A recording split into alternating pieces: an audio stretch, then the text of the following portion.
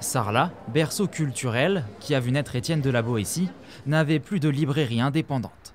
Une anomalie comblée derrière ses murs, pour le plus grand plaisir de ses amoureux du livre. Ce n'est pas un supermarché du livre, c'est très différent parce qu'il y a une attention portée au livre, une attention portée aux lecteurs et une attention portée aux auteurs et aux autrices. Ouvert depuis le 14 juin dernier, ce café-librairie propose un large choix de références pour tous les âges et tous les goûts, accompagné par les précieux conseils de Margot, la libraire.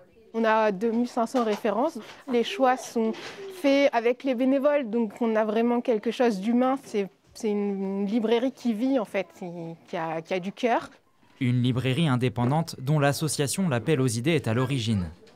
Dans ce tiers-lieu, loué par la mairie, l'espace a été réaménagé autour du livre, tout en gardant un socle associatif fort. Les personnes qui viennent acheter des livres ont la possibilité de rajouter donc des sous supplémentaires pour permettre aux personnes qui n'ont pas forcément les moyens de s'acheter des livres de pouvoir acheter des livres via la cagnotte. Porté par une petite partie des 300 adhérents de l'association, ce projet ambitieux est également le fruit d'un financement conséquent.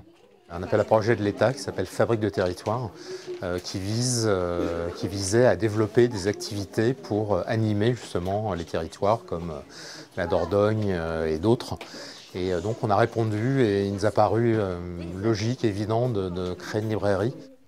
100 000 € de financement ont permis de donner vie au projet, un café-librairie, aussi lieu de rencontre, pour que la culture continue de vivre à Sarlat, à travers les âges.